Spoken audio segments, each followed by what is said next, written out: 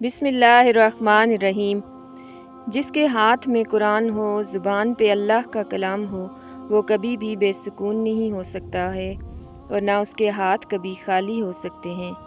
سو تم مجھے یاد کرو، میں تمہیں یاد کروں گا۔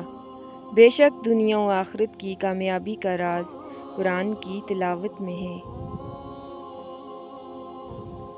رسول اللہ صلی اللہ علیہ وآلہ وسلم نے ارشاد فرمایا، جو جنت میں جائے گا نعمتیں پائے گا اور خوش رہے گا، کبھی غمگین نہ ہوگا، نہ اس کے کپڑے پرانے ہوں گے اور نہ جوانی ختم ہوگی۔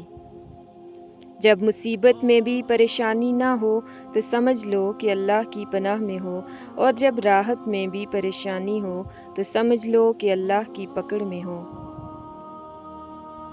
اگر راستہ خوبصورت ہے تو معلوم کرو کہ کس منزل کو جاتا ہے، لیکن اگر منزل خوبصورت ہے تو راستے کی پرواہ نہ کرو۔ پریشانیوں کی دوا سجدہ ہے، اگر پھر بھی شفا نہ ملے تو دوا کی مقدار بڑھا دو۔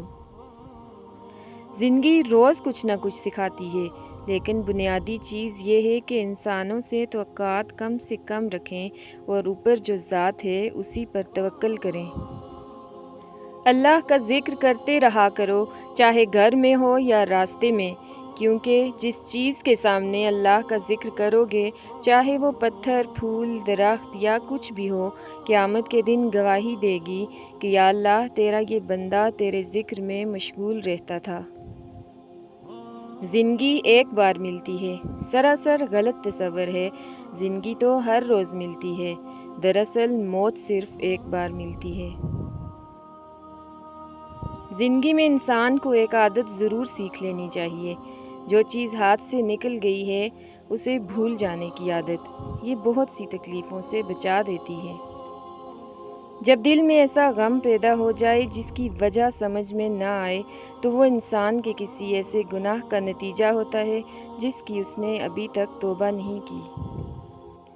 حضرت واصف علی واصف رحمۃ اللہ علیہ فرماتے ہیں، جس انسان میں ذاتی صفات نہ ہوں وہ اپنے لباس سے لے کر اپنے مکان تک اپنی ہر شے کی تعریف چاہتا ہے۔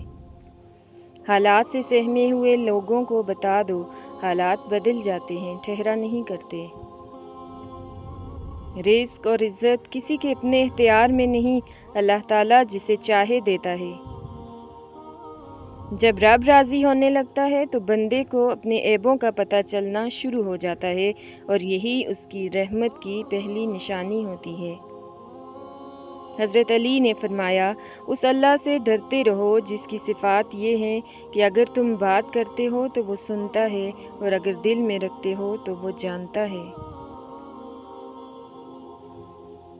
حضرت ابوبکر صدیق رضی اللہ تعالیٰ عنہ نے فرمایا، درود پاک اتنی تیزی سے انسان کے گناہوں کو مٹاتا ہے کہ اتنی تیزی سے پانی بھی آگ کو نہیں بجھاتا۔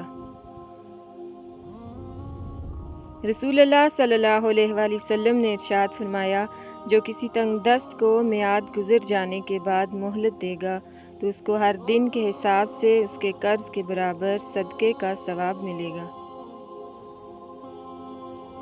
دوسروں کو ان کی اوقات یاد دلانے کے لیے ہم جن الفاظ کا استعمال کرتے ہیں وہ دوسروں کو ہماری اوقات بتا رہے ہوتے ہیں۔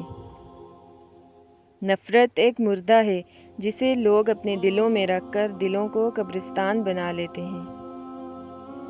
خالق سے مانگنا سنت ہے، اگر دے دے تو رحمت، نہ دے تو حکمت۔ مخلوق سے مانگنا ذلت ہے، اگر دے دے تو احسان، نہ دے تو شرمندگی۔ حضرت علی رضی اللہ تعالیٰ عنہ نے فرمایا، اخلاق وہ چیز ہے جس کی قیمت کچھ نہیں دینی پڑتی، ہاں مگر اس سے ہر انسان خریدا جا سکتا ہے۔ حضرت علی رضی اللہ تعالیٰ عنہ نے فرمایا، زیادہ سوچنے سے بہتر ہے استغفار کیا جائے۔ زیادہ سوچنا مشکلات کو بڑھاتا ہے اور استغفار مشکلات کا حل ہے۔ جب اللہ آپ کو منتخب کر لیتا ہے تو اس سے کوئی فرق نہیں پڑتا کہ آپ کو کس نے مسترد کیا ہے۔